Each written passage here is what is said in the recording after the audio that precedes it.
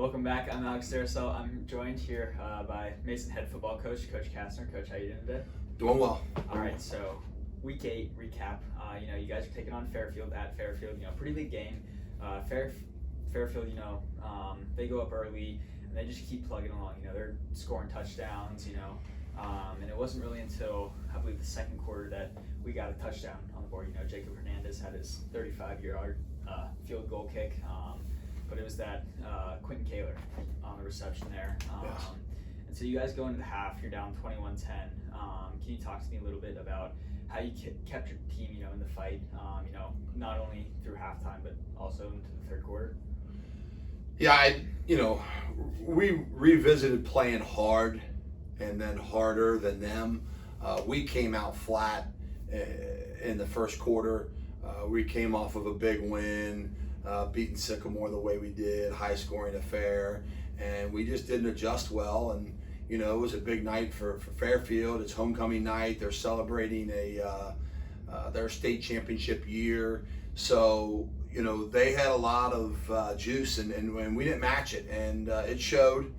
And we were inefficient in multiple areas. So at halftime, I just try to, get all of the eyes of everybody and let them know, hey, we're going to take one play at a time and we're going to get back in this thing. How you want to finish is completely up to you guys because, we're fatiguing just like they are. And we've got to focus through our fatigue. We're not focusing through our fatigue enough to make sure that we don't make those mental mistakes. Yeah. And so is that, kind of focusing through that fatigue, like you said, is that more of something you can do in practice, or is that something that you obtain through game time experience? Yeah, I think we all can get better. I mean, myself, when I get frustrated and I have to raise my voice, I've got to make sure that I stay locked in. The same way with, Caden Evans, our linebacker, or our quarterback, and Larson Brown, we've got to be able to focus through fatigue and finish a game. And I'd like to believe from our practices this week, going into another really good game, that we're going to focus through fatigue and make sure that we're disciplined with following the plan, because it's another great game that's going to happen Friday. I mean, Princeton beat Fairfield 28-27, I think it was. So it's going to be a close game again. Yeah. So, before we jump to next week, you guys came out of the half, you were able, it wasn't until the fourth quarter that you guys really took the lead. Do you think, again, do you attribute, the loss to the fatigue, or was that a little bit of, just not being able to put all 4 quarters together? It's a very good question. I think both of the things happened because we hung in there. We didn't quit. For sure. We didn't quit. There's no quitters on this team. I mean, and I'm being honest when I say that. There's nobody that the coaching staff will talk about like, hey, he quit or he just was done playing. No, we played hard.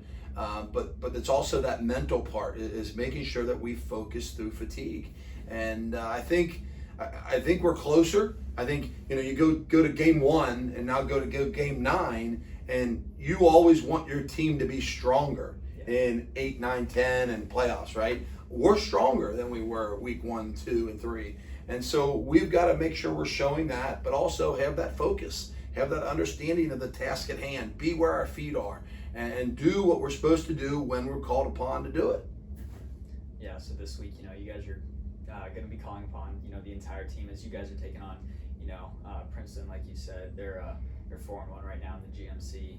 Like you said, pretty big, rivalry, obviously. And so can you tell me what we're going to, be able to see tomorrow night? You're going to see a really, really explosive, fast team in Princeton. They are well coached. They're 8-1, I think. They've won a lot of games, and they've scored a lot of points. So that's what you're going to see in them. It's a senior night for us, so we're going to have a lot of emotions, and then you add homecoming into that, so it's a kind of a double-packed night for us. So we've got to control our emotions and stay focused and play 4 quarters. Try to find 3 phases and really try to put our best game together and put it in place and see what happens. But it's going to be a great high school environment. It's going to be a little chilly. I think we might even get some rain. So I'm excited about the opportunity. The players are excited about the opportunity. They're still working hard. They're still doing everything we ask them to do. We just gotta, we gotta do what we're supposed to do when we're called upon. Mm-hmm. And just one final question. You talked about the emotions. Is it, do your players kind of tend to have either too much or too little, or how are you able to, kind of channel that in the right direction? Whew. I mean, you got some really good questions. This is good. We talk about the mental part of the game a lot. So they have played enough this year. They understand when something bad happens and how to deal with that adversity. They understand that your highs are never too high and your lows are never too low, and you've got to be steady and you've got to be able to lock in and control the controllables, be the Mason Comet that you believed you are. And the team itself, they haven't spread out. So they've come tighter, if anything. We had a circle commitment fire last night where the seniors spoke, and it was a great night. And a lot of seniors shared what Mason football meant to them. And the big thing that they talked about, and it was a consistent theme, and they were very, very profound about what they were saying, and that was relationships. And so hopefully they're able to play for each other tomorrow night and play for their parents and play for the Mason community and just give it everything they have. And, they won't have to look back at the scoreboard when they walk off. They'll be proud what they did, and we'll move on to the following week. Yeah, well, like you said, can't wait to see what tomorrow night brings. And be sure to join us next week on Catching Up with Castner. Awesome. Thanks a lot. Thanks, Coach. Yep.